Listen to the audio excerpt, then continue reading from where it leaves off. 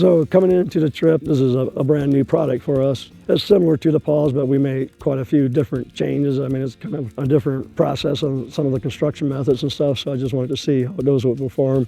I definitely knew that the frame would do exactly what it was supposed to do. The suspension that Paws has had out for a bit now, we're real happy with that. I knew that Maynard builds and has built a superior product for this type of an environment, so I had no question with that. What I wanted to know was the new suspension in particular and how it would act in the field. How would it be different than the Paws? Got to see the new suspension. It's a shear spring suspension.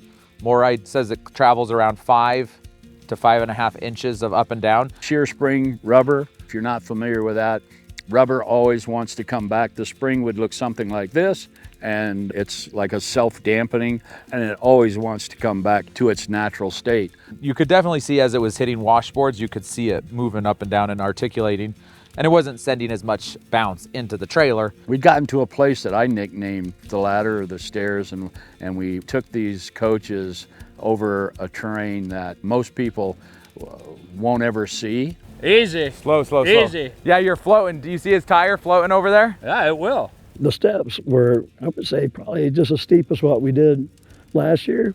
So I was expecting we were going to scrape the whole way down, especially on our departure angle, because we have our stabilizer jacks back there.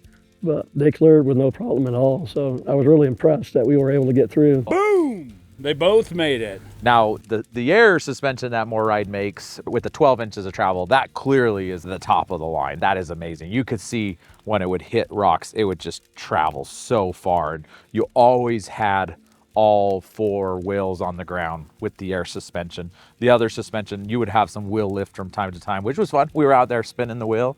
And you know, it's nice, it's easy to get up on a rock and change your tire. Unfortunately, with the air suspension, you just can't change the tire. It's because those tires just always are articulating so far. So that was cool, because I really wanted Daryl to see that so he could fully grasp how the suspension works, because it's just like a reward of all the hard work that Morride's put in for me already, so they could actually see the suspension in action. Going behind it and watching it travel down the road, it did amazingly well. Maynard spoke highly of it, Shane, the guys, that was a highlight. It exceeded my expectations, but I was also excited to see the articulating hitch as something that we've been waiting for since day one. We wanted that. Moride wasn't able to release it till just recently because they wanted to do the proper testing on it before they release it to the public. I was super excited about the articulating hitch made by Moride. I saw the very first prototype, and we had it at the show last year in Oregon at the Overland show, and we actually did a video on it. And what I saw at the show is what I was expecting to see when it got here. And when it actually got here, I was more amazed because it actually is way cooler in person. The design's a little bit different than what we saw at the show, more enhanced, like a galvanized process, so it's gonna be more rust resistant.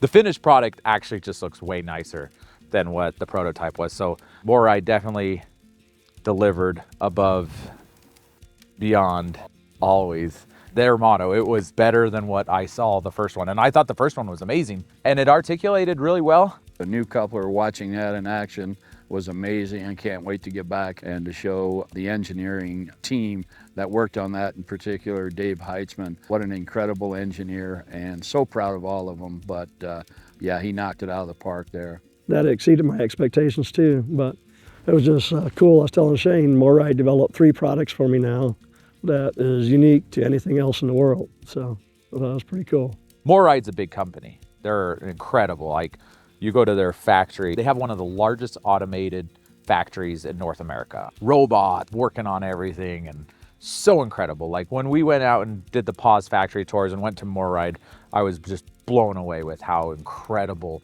It's a massive company. Forest River also, a multi-billion-dollar company. And sometimes you feel like these companies, when it gets so big, it almost feels like you get out of reach, or they're not really out using the trailers, camping in the products.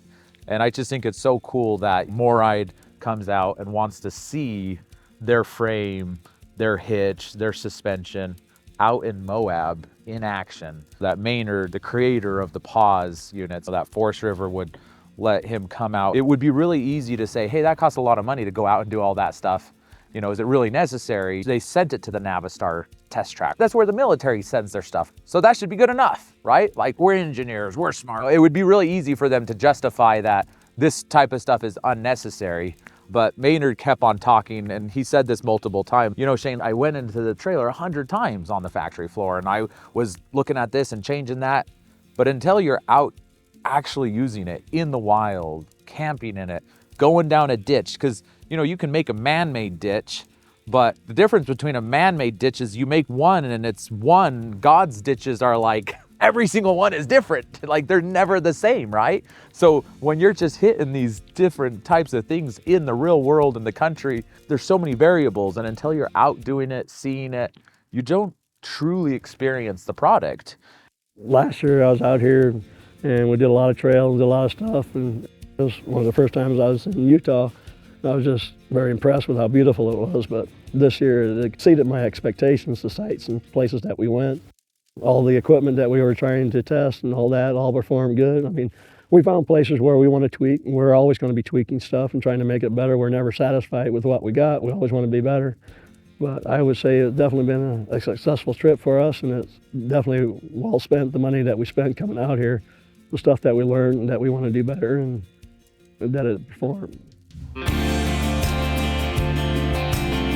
My biggest takeaway is it's just incredible to have these amazing people from MORryde, from Paz, Maynard, Daryl, to come out here and experience the product that they've made and see truly what they do in the wild. And I could tell that multiple times they were just so excited to go back and show the engineers, this is what you created.